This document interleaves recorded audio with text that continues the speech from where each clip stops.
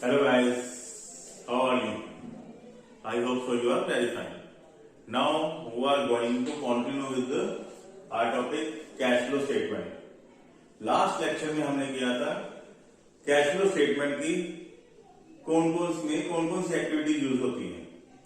Operating activity, investing activity and financing activity, तीन type की activity के बारे में हमने जिक्र किया था। अब cash flow by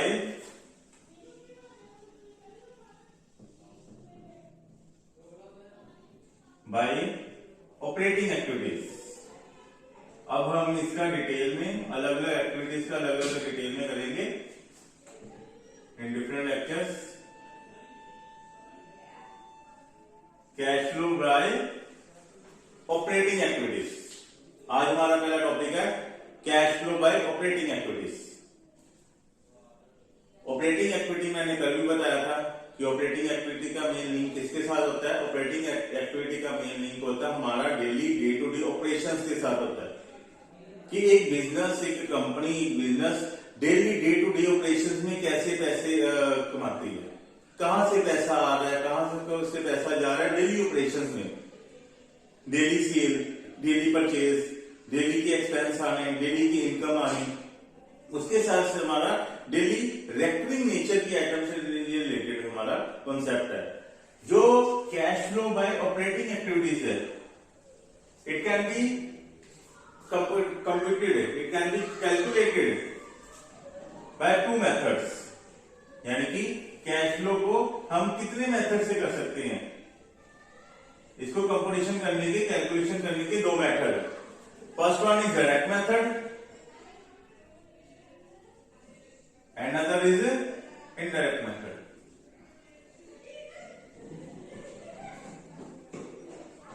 first one is direct method and other is indirect method. हमारे सीबीएसई या किसी भी स्टेट बोर्ड के अकॉर्डिंग हमारा direct method is not prescribed as our syllabus. हमारे सिलेबस के अकॉर्डिंग इनडायरेक्ट मेथड हमारे सिलेबस में कवर होता है। डायरेक्ट मेथड हमारा कवर नहीं होता, इसलिए हम सिर्फ कौन सा मेथड करेंगे, इनडायरेक्ट मेथड ही करेंगे। ठीक है। इनडायरेक्ट मेथड करने से अब हम इसका प्रॉपर एक फॉर्मेट पहले बनाएंगे कि ऑपरेटिंग एक्टिविटी में इनडायरेक्ट मेथड का कैश फ्लो स्टेटमेंट का फॉर्मेट कैसे तैयार होता है। उसका फॉर्मेट तैयार करके फिर उसको प्रॉपर तरीके से करेंगे। It's clear. नाउ इसका फॉर्मेट कैसे बनाना है उसको कवर करते हैं। ओके। अब ये हमारा है इनडायरेक्ट मेथड के अकॉर्डिंग हमारी कैश फ्लो स्टेटमेंट का प्रॉपर एक फॉर्मेट है जो कि हमारा according to AS3 as prescribed in AS3 accounting standard number 3 में गिवन है अकॉर्डिंग बाय ICAI। ठीक है। AS3 में हमारी जो कैश फ्लो स्टेटमेंट है उसमें इनडायरेक्ट मेथड का एक ये फॉर्मेट है जो ऑपरेटिंग एक्टिविटी में यूज हो रहा है। ऑपरेटिंग एक्टिविटी में सिर्फ हमने इनडायरेक्ट मेथड का डायरेक्ट मेथड हमारे सिलेबस में नहीं है। इसका ये फॉर्मेट हमने एज इट इज लर्न करना है। इसको समझने के लिए क्या करना है, सबसे पहला हमारा स्टेप क्या होता है, ये हमारा जो फॉर्मेट है ऑपरेटिंग एक्टिविटी का, हमारा इसमें असल में ये हमारा 1 2 3 एंड 3 स्टेप्स में ये हमारा फॉर्मेट 3 स्टेप्स में डिटेल्ड है। अब आगे इसको करना क्या है, देखो सबसे पहले हमें क्या करना है, हमें क्या गिवन होगा, हमें 2 साल की बैलेंस शीट गिवन होगी। हमें 2 years की बैलेंस शीट हमें गिवन होगी। We have given balance sheet for 2 years। 1 is current year, 1 is previous year। यानी कि करंट ईयर 1 साल की, मान लो कि 2021 की दी हुई है और ये 2020 की दी हुई है। ठीक है। हमने क्या करना है, सबसे पहले पहला स्टेप है, हमने क्या करना है, बैलेंस शीट के अंदर हमने क्या करना है, सबसे पहले net profit during the year ढूंढना है, फाइंड आउट करना है। सबसे पहले हमारा फर्स्ट स्टेप है कि सबसे पहले बैलेंस शीट के अंदर गिवन क्या होगा, नेट प्रॉफिट हमें दिया होगा।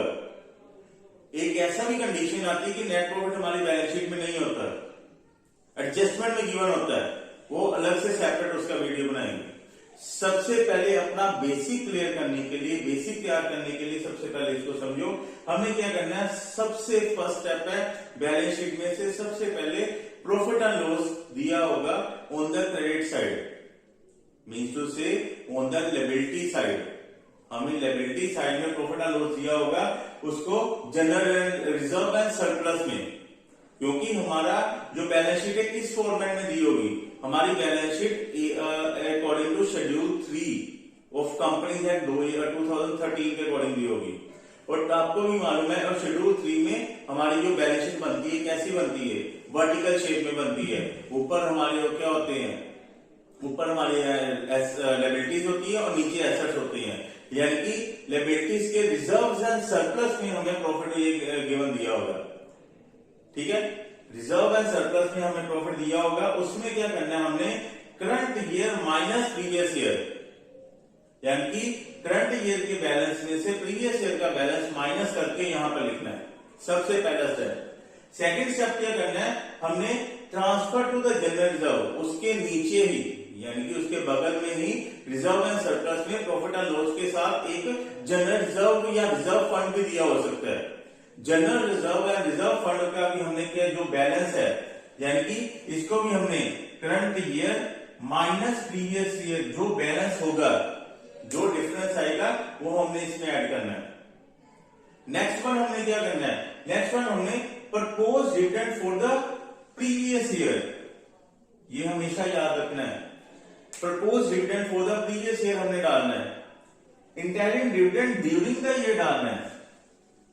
आगे आपके माइंड में ये क्वेश्चन तैयार हो गया कि ये प्रपोज डिविडेंड और इंटरिम डिविडेंड क्या चीज है, प्रपोज डिविडेंड और इंटरिम डिविडेंड क्या चीज है। प्रपोज डिविडेंड और इंटरिम डिविडेंड की प्रॉपर हम ट्रीटमेंट आगे करेंगे, अच्छी तरह से करेंगे। सबसे पहले इसकी इंट्रोडक्शन क्या है, प्रपोज डिविडेंड जस्ट माइनर से बता देता हूं, इसकी डिटेल आगे करेंगे, प्रॉपर तरीके से लिखवाऊंगा इसको। प्रपोज डिविडेंड क्या होता है कि कंपनी को अपने शेयर होल्डर को, कंपनी को अपने शेयर होल्डर को मैंडेटरी है कि उसने इस अपने शेयर होल्डर को हर साल में एक बार डिविडेंड देना होता है, ठीक है। और उसकी कम से कम साल में एक बार मीटिंग होनी होती है, ठीक है, जिसको हम बोलते हैं AGM, annual general meeting to be holded by the company. Company ने एक बार एनुअल जनरल मीटिंग करनी है, उस एनुअल जनरल मीटिंग में कंपनी ने शेयर होल्डर को डिविडेंड अनाउंस करना है। That announce dividend is called propose dividend. और कंपनी क्या करती है, आज अगर डिविडेंड अनाउंस करती है ना, उसकी पेमेंट अगले साल होती है। जो क्या मैंने बोला कि जो कंपनी आज डिविडेंड अनाउंस करेगी, प्रपोज डिविडेंड अगर आज अनाउंस करेगी, उसकी पेमेंट होगी नेक्स्ट ईयर, यानी कि वो लायबिलिटी बन के रह जाती है। हर बार कंपनी ने अपना प्रीवियस ईयर का डिविडेंड देना होता है। अगर आपने बैलेंस शीट के पिछले चैप्टर को अच्छी तरह से किया, फाइनेंशियल स्टेटमेंट के, वहां पर भी आपने देखा होगा कि हमारा जो प्रपोज डिविडेंड है as a contingent liability balance sheet के नीचे एज ए फुटनोट में बना होता है। ये बैलेंस शीट के अंदर कभी नजर नहीं आती, लेकिन हमारे प्रॉफिट का पार्ट होता है। इसलिए हमने क्या करना है, अपने प्रॉफिट में इसको प्लस अप करना है, एड अप करना है, ठीक है। हमने क्या करना है, इस प्रॉफिट को में क्या करना है, नेट प्रॉफिट में इसको एड अप करना है ओनली फॉर प्रीवियस ईयर के डिविडेंड को। करंट ईयर के डिविडेंड को कहीं नहीं लिखना है, क्योंकि वही है करंट ईयर का dividend, that is to be paid, that is to be made expense for the next year. ये आज का एक्सपेंस बनेगा, आज का प्रॉफिट में नहीं कर डिडक्ट होगा, अगले साल प्रॉफिट में डिडक्ट होगा। इसलिए हमने प्रपोज डिविडेंड पिछले साल का, प्रीवियस ईयर का यहाँ पर एडअप करना है, और जो करंट ईयर का डिविडेंड हो दैट विल बी इग्नोर, उसको हमने इग्नोर करना है। फिर आगे पॉइंट आता है इंटरिम डिविडेंड। आपके माइंड में है प्रपोज डिविडेंड और इंटरिम डिविडेंड में क्या फर्क है। जो कंपनी क्या होती है, कई बार कंपनी की फाइनेंशियल पोजीशन कुछ किसी अच्छी हो जाती है, कंपनी क्या होती है एजीएम बिना बुलाए, मैंने बोला एजीएम यानी कि एनुअल जनरल मीटिंग बिना बुलाए company EGM extra ordinary general meeting बुलाती है, जिसमें सिर्फ बोर्ड ऑफ डायरेक्टर बैठे होते हैं, उसमें शेयर होल्डर मेंबर नहीं होते। उस बोर्ड ऑफ डायरेक्टर बैठे होते हैं, उन्होंने फिर इमरजेंसी के सिर्फ अपने प्रॉफिट को लोगों को सरप्राइज देने के लिए extra ordinary dividend, extra ordinary meeting बुला के, ईजीएम बुला के, कॉल अप करके एक डिविडेंड अनाउंस करते हैं कि हम अपने शेयर होल्डर को खुश करने के लिए एक सरप्राइजिंगली अमाउंट देंगे। और जो वो सरप्राइजिंगली अमाउंट है वो इंटायरिंग डिविडेंड, यानी कि ये एजीएम में नहीं होते, दोनों एजीएम के बीच का जो गैप है ना, दोनों एक कंपनी को 2 एजीएम में कम से कम 9 मंथ का गैप बनाना पड़ता है। और ये 9 मंथ के गैप में अगर कंपनी डिविडेंड लोगों को देना चाहती है, एक्स्ट्रा ऑर्डिनरी प्रॉफिट जो कमाया उसका डिविडेंड अगर लोगों को शेयर देना चाहती है, वो जो डिविडेंड आपस में डिसाइड करेंगे, that dividend will be interim dividend. ठीक है, ये 2 एजीएम के बीच में होती है, सिर्फ बोर्ड ऑफ डायरेक्टर को पता होता है, ये इसका शेयर होल्डर को अनाउंस पहले से नहीं एडवांस होता, ये सिर्फ किसी साल में होता है, इसलिए ये ड्यूरिंग द ईयर को अब इंटायरिंग डिविडेंड का पता लग गया। आगे क्या करना है, हमारा प्रोविजन फॉर टैक्स, यानी कि जो कंपनी का ये टैक्स कौन सा होता है, कंपनी का कॉर्पोरेट इनकम टैक्स होता है, जो कि कंपनी को पे करना होता है। ये प्रोविजन फॉर टैक्स, ये क्या लिखा है, मेड, यहां पर मेड है और यहां पर क्या है, पेड। यहां पर मेड है और वहां पर क्या है, पेड।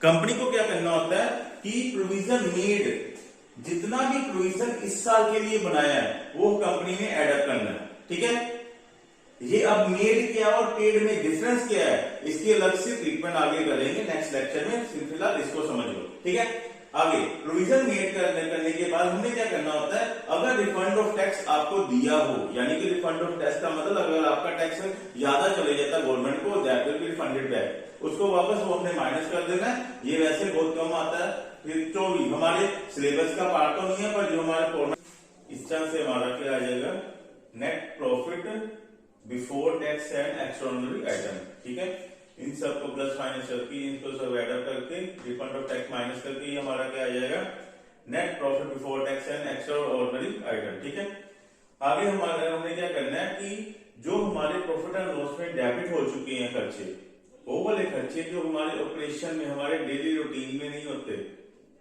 जैसे कि डेप्रिसिएशन है, आउट ऑफ पॉकेट कैश नहीं है, जैसे डेप्रिसिएशन का खर्चा है, कोई अमोर्टाइजेशन है या प्रीमियम एक्सपेंसेस है, जो कि हम प्रॉफिट एंड लॉस की डेबिट साइड में डालते हैं, लेकिन हमारे ऑपरेशनल खर्चे नहीं है, यानी कि वो हमारे गुड्स बेचने या खरीदने में काम नहीं आते, वो वाले खर्चे ऑपरेशन, नॉन ऑपरेशनल खर्चे हैं, एक्सपेंसेस हैं, वो उसको हम उन सब एक्सपेंसेस को हमने एड अप करना है। ठीक है, एड अप करने के बाद जो हमारी नॉन ऑपरेटिंग इनकम्स होती हैं, नॉन ऑपरेटिंग इनकम्स वो वाली होती हैं कि जो हमारी रनिंग प्रॉफिट, रनिंग ऑपरेशन में काम नहीं आती, जैसे रेंटल इनकम है, अगर किसी कंपनी ने किसी और कंपनी के शेयर खरीद रखे हैं या इन्वेस्टमेंट खरीद रखी है, ले रखी है, अगर उसका हमें कोई इंटरेस्ट मिलता है, वो हमारी ऑपरेशन नहीं है, यानी कि हमारे डेली रूटीन का जिसमें हम डीलिंग कर रहे हैं, वो डेली रूटीन के ऑपरेशन होते हैं। ठीक है, अगर ऐसे में कोई इनकम आती है, उसको हमने लेस कर देना है। ठीक है, माइनस कर देना है।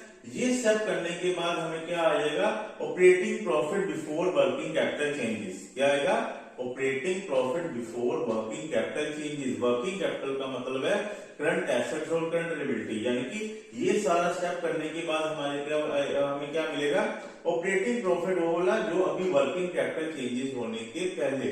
अब हमारा नेक्स्ट स्टेप है वर्किंग कैपिटल को चेंज करना।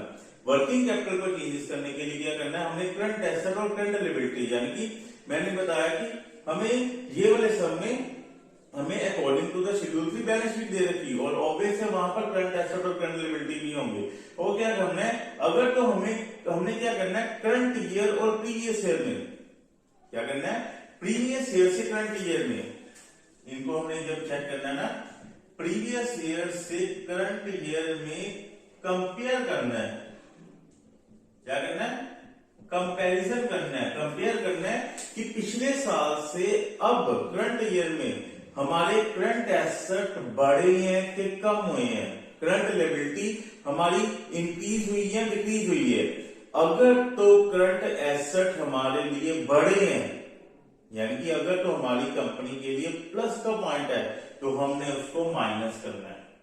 जैसे decrease in current assets, current asset decrease हुए हैं, करंट एसेट डिक्रीज हुए, तो हमारी कंपनी के लिए, कंपनी को पॉइंट सिर्फ सोचने की बता रहा हूं, इसका रूल नहीं है। सिर्फ ये बता दो कि इसको प्लस या माइनस करने के क्या करना है। अगर हमारे करंट एसेट में डिक्रीज हुआ है, प्रीवियस ईयर को करंट ईयर से देखो, कंपेयर करो, अगर तो हमारे करंट एसेट डिक्रीज हो रहे हैं तो हम उसका हमारी कंपनी के पॉइंट ऑफ व्यू से देखो, अगर करंट एसेट हमारे कम हो रहे हैं तो हमारे लिए कंपनी का नेगेटिव पॉइंट है, पर हमने उसको करना ऐड है। ऐसे करंट लायबिलिटी अगर इंक्रीज हो रही है तो हमारे लिए नेगेटिव पॉइंट ऑफ हमने करना ऐड है। इसी तरह से अगर करंट एसेट हमारे बढ़ रहे हैं तो हमारे लिए पॉजिटिव पॉइंट है, पर हमने करना लेस है।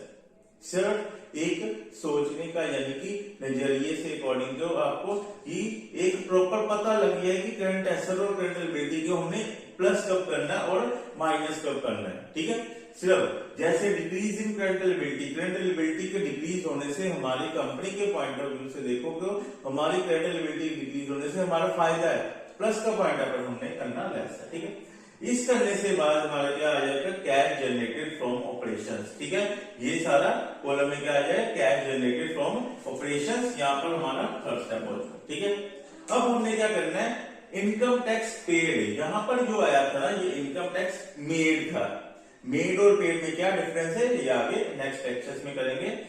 इनकम टैक्स पेड, अब इनकम टैक्स पेड में क्या है, जो हमने इस साल में इनकम टैक्स पे किया वो हमने माइनस कर देना है। माइनस करने के बाद जो हमारी फिगर आएगी वो आएगी cash flow from extra, cash flow before extra ordinary activities. ठीक है, इसके अलावा एक्स्ट्रा ऑर्डिनरी आइटम को हमने माइनस कर देना, ये एडअप कर देना। अब एक्स्ट्रा ऑर्डिनरी आइटम क्या होती है, ये प्लस तो ये माइनस क्यों कर रहे हैं, ये आगे अगले लेक्चर में बताएंगे।